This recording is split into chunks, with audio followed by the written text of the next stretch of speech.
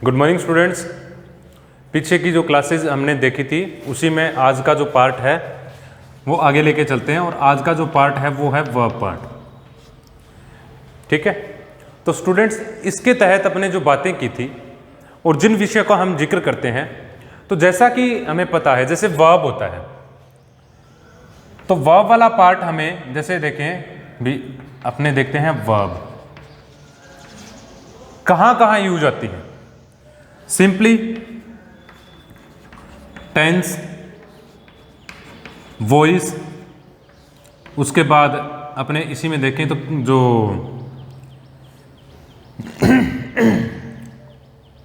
Sorry उसके बाद आता है सब्जेक्ट वर्ब एग्रीमेंट में। ठीक है, और मोस्टली अगर अपनी बात करें तो जो वर्ब होगी, यानी वर्ब को अगर हमने पढ़ लिया तो वर्ब से पहले जो अपना सब्जेक्ट है यहाँ का उसका हमें पता चलता है। ठीक है, और वर्ब के अकॉर्डिंग ही यहाँ का जो ऑब्जेक्ट है वो डिसाइड होता है, उसका पता चलता है। तो बात मेरा कहना ये है कि अगर हमें वर्ब का अच्छे से पता होगा तो हमारे बहुत सारे ऐसे टॉपिक्स हैं जैसे टेंस हो गया, वॉइस हो गया, सब्जेक्ट वर्ब एग्रीमेंट हो गया, उसके बाद हम देखें तो अपने डायरेक्ट से इनडायरेक्ट जो बनाते हैं वो हो गए, यानी नरेशन हो गए। ठीक है, तो मतलब बात ये रहती है कि जैसे अपने उसके बाद अगर बड़े लेवल पे देखें तो जो क्लासेज हैं, ठीक है, वो सारी बातें जो हैं वो इसके अकॉर्डिंग ठीक हो जाती है। मतलब हम अगर सामान्य स्थिति से देखें तो tense, voice, subject verb agreement जो है इसको वैसे कॉन्कॉर्ड भी बोलते हैं और इस पूरे हिस्से को सिंटैक्स भी कहते हैं। तो मोस्टली मेरा कहना यह है कि वर्ब का अपने को पता होगा तो हम सारी बातों को अच्छे से रिलेट कर पाएंगे। और मुख्यतया जो सामान्यतया हम जो ट्रांसलेशन करते हैं, और सबसे बड़ी बात ट्रांसलेशन। ठीक है, ट्रांसलेशन जो कर पाएंगे उसमें भी अपने को काम आएगा। ये ट्रांसलेशन का मतलब होता है लिप्यांतर। लिप्यांतर मतलब अगर हम बोले, हम कैसे हम ये बात करते हैं कि हिंदी अनुवाद नहीं होता इनका ट्रांसलेशन का, इसका होता है अनुवाद करना। ठीक है, अनुवाद करने का मतलब ये होता है कि कोई भी भाषा अगर हो तो उसमें कोई भी भाषा अगर है तो उसमें ये माने कि जो भी शब्द है उसको चेंज करना। ठीक है, हो सकता है जैसे अपने इंग्लिश पढ़ते हैं तो इंग्लिश से हम हिंदी, हिंदी से इंग्लिश, तो ये तो हमारा है। कोई भी क्षेत्र होता है वो अपनी रीजनल लैंग्वेज में भी तो उसको समझता है, रीजनल लैंग्वेज में, तो वो मतलब मैटर जो है वो अलग चला जाता है। लेकिन हम क्या है सामान्यतः समझते हैं। अब देखिए स्टूडेंट्स, जैसा कि मैंने उस दिन बताया था आपको कि वर्ब जो होती है इसमें आपके आता है वॉइस, टेंस, उसके बाद एस्पेक्ट, ठीक है, और मूड। तो स्टूडेंट्स अगर हमने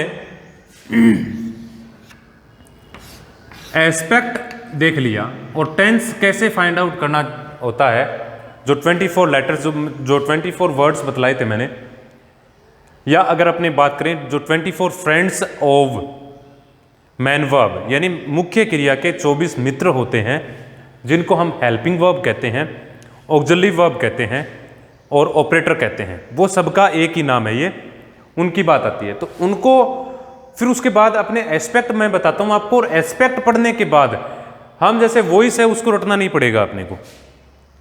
टेंस की बातें हैं जो हमें टेंस के प्रकार हैं उसका पता चलेगा। मूड जो होता है, मतलब मेरा कहना यह है कि ये चार बातें जो हैं वो प्रत्येक सेंटेंस में मौजूद रहती है।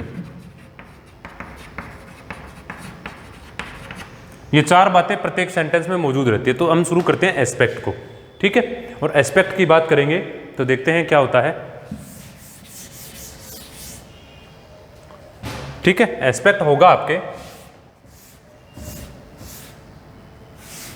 जिसका अपने जिक्र करते हैं, ठीक है। और एस्पेक्ट से अपने जो भी सेंटेंस होता है उसका सही तरीका भी अपने को पता चल जाएगा, ठीक है। तो देखिए स्टूडेंट्स,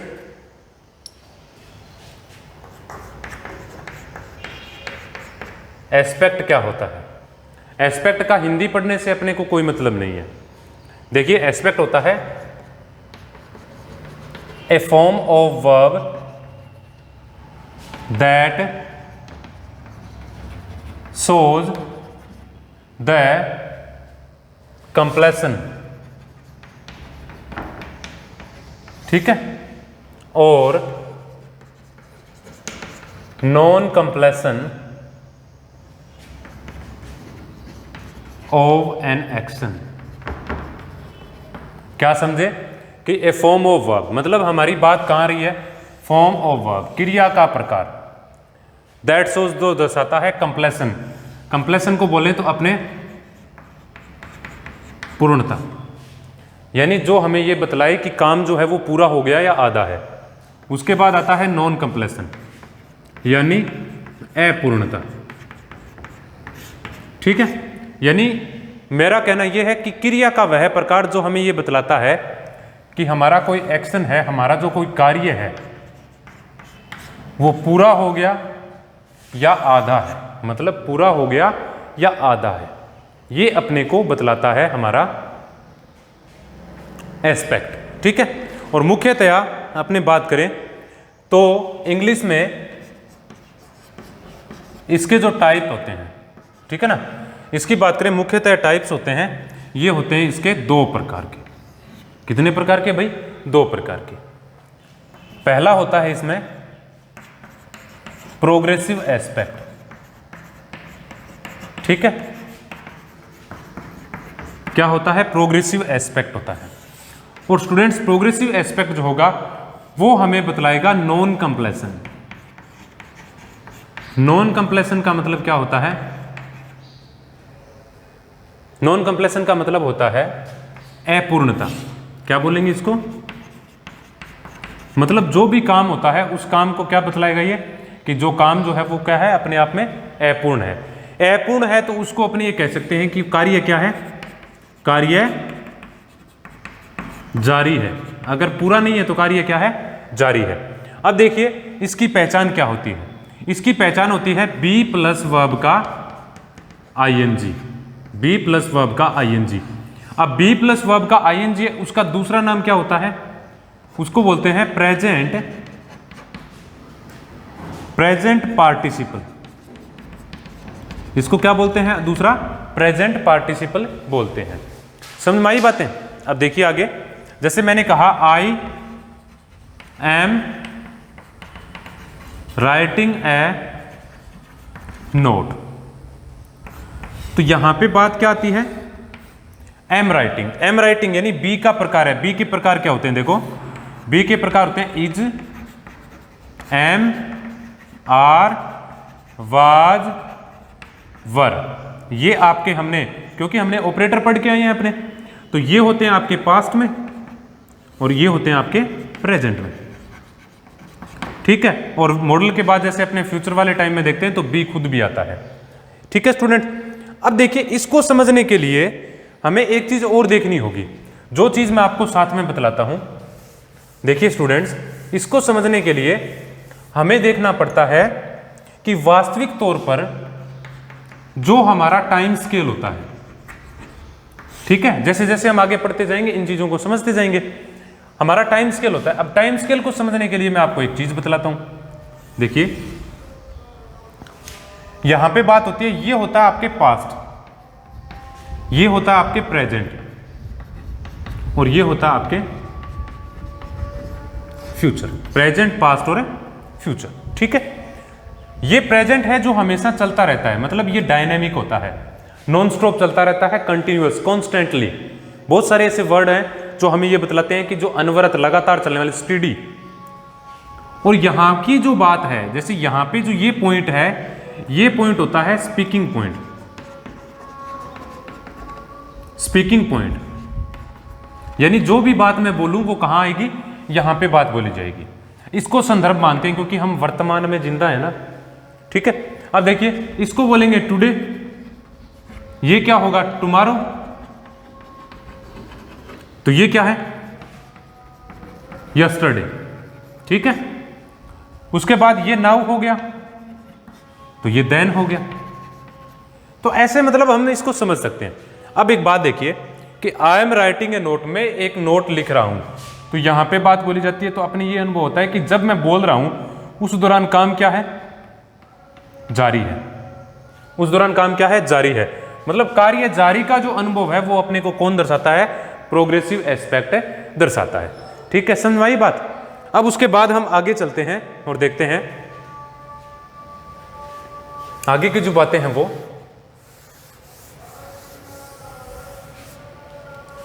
आगे की जो बात चलते हैं उसमें देखते हैं। अपने दूसरा आता है हमारे पास है परफेक्टिव एस्पेक्ट, ठीक है। अब ये क्या दर्शाता है अपने को, कंप्लेशन दर्शाता है। कंप्लेशन का मतलब क्या होता है, पूर्णता। कोई भी काम होता है उसको पूरा दर्शाता है ये, ठीक है। मतलब इसमें क्या होता है, कार्य पूरा होता है, अधूरा नहीं है। इसकी पहचान होती है हैव प्लस वर्ब की ईडी या EN form, have plus verb की ईडी या ईएन फॉर्म। और इसको ईडी या ईएन को हम वर्ब की थर्ड बोलते हैं अथवा पास्ट पार्टिसिपल बोलते हैं, ठीक है। ये इसका नामकरण हो गया। अब देखिए हैव के प्रकार कितने होते हैं। हैव के प्रकार जैसे हमने पढ़ा था ऑपरेटर के तौर पे हैज, हैव और हैड, ये तीन पढ़े थे हमने। ये इसके प्रकार होते हैं। और इसका एग्जाम्पल देखें तो जैसे I am writing a note है, इसी को अपने लिखते हैं I have written a note, ये मैंने लिख दिया। तो हैव रिटन जो है, हैव मतलब मानी मैं काम पूरा कर चुका हूं। अब देखिए स्टूडेंट्स, अगर हम बात करें जैसा हमने देखा था, इसी को मैं क्लियर करता हूं। हैव जो है, अगर मैं बात करूं इसके टेंस की, तो हैव प्रेजेंट में आता है, तो ये प्रेजेंट है, ठीक है। और यहां पे बात करूं एम की, तो एम क्या है यहां पे, इसका टेंस जो होगा वो क्या होगा, प्रेजेंट, ठीक है। अब मैं थोड़ी सी और बात कर रहा हूं, यहां पे मैं बात कर रहा हूं टाइम की, क्योंकि टेंस और टाइम अलग होते हैं। हम हमेशा से पढ़ते आए हैं टेंस और टाइम एक होता है, दोनों डिफरेंट पार्ट है, ठीक है। तो यहां पे टेंस तो हो गया प्रेजेंट, टाइम की बात करें और यहां पे टेंस तो हो गया प्रेजेंट, क्योंकि एम क्या है यहां पे, हैव क्या है, देखो स्टूडेंट्स ऑपरेटर है, ठीक है। ये भी क्या है, ऑपरेटर है। और जैसा हमने पीछे की क्लासेस में पढ़ा था, ऑपरेटर जो है वो अपने को टेंस बतलाता है, ठीक है। तो यहां पे ऑपरेटर क्या होता है, इसका पर्सनवाचक बनाओ, ये एम बाहर जाएगा तो जो बाहर जाता है वो नोट ऑपरेटर के बाद लगता है। साधारण वाक्यों में ऑपरेटर जो है वो सब्जेक्ट के जस्ट बाद मिलता है साधारण वाक्यों में, ठीक है। पर्सनवाचक वाक्यों में सब्जेक्ट से पहले मिलता है। तो ये थोड़ी थोड़ी पहचान होती है इसकी। देखिए तो यहां पे बात क्या आई कि इसमें जैसे हमने देखा कि इसमें टेंस तो प्रेजेंट है और इसमें टेंस भी प्रेजेंट है, लेकिन अब मैं देखूं इसकी बात करता हूं। इसमें मैं कह रहा हूं टाइम क्या होगा, तो मैंने यहां बोला कि जैसे I have written a note, यानी मैं एक नोट लिख चुका हूं।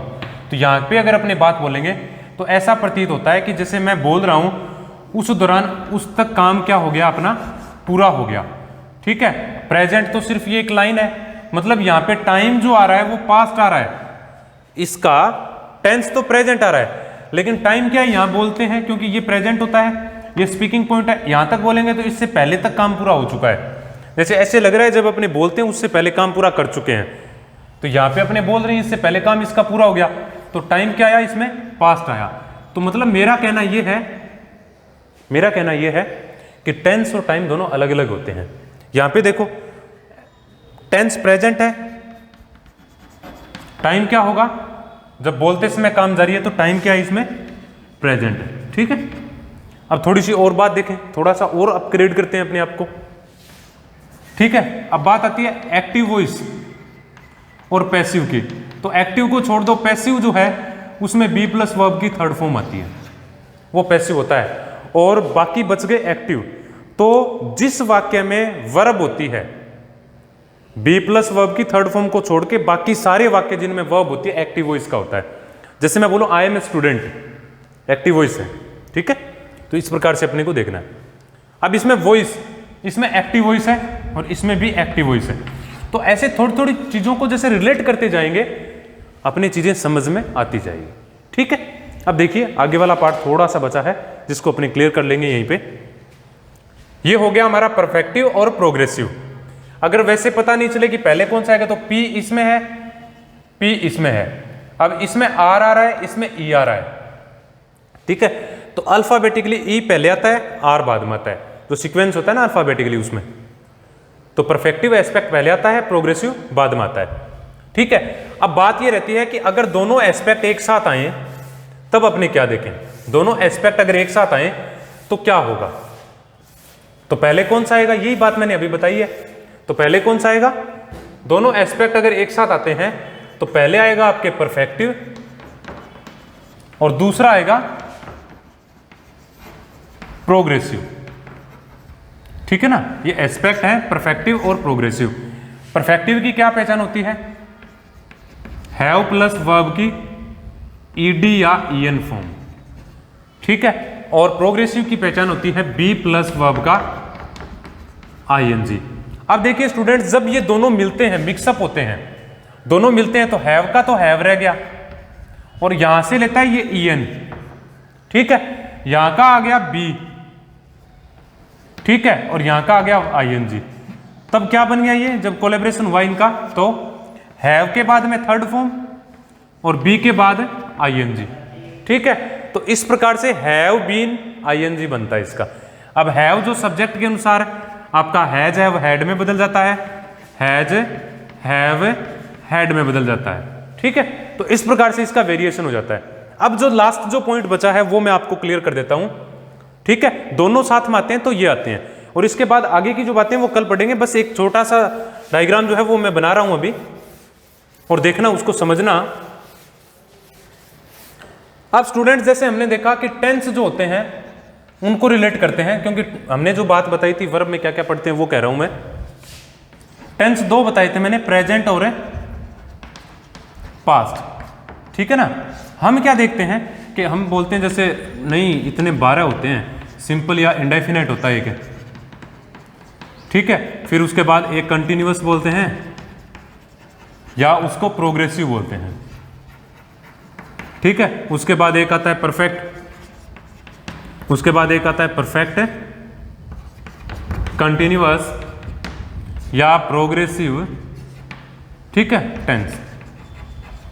तो स्टूडेंट्स, ये जो इसको 4 हिस्सों में बांटते हैं अपने, ठीक है, ये जो 4 हिस्से ये टेंस के नहीं होते, ये एस्पेक्ट के अनुसार बांटे जाते हैं। किसके अनुसार, एस्पेक्ट के अनुसार।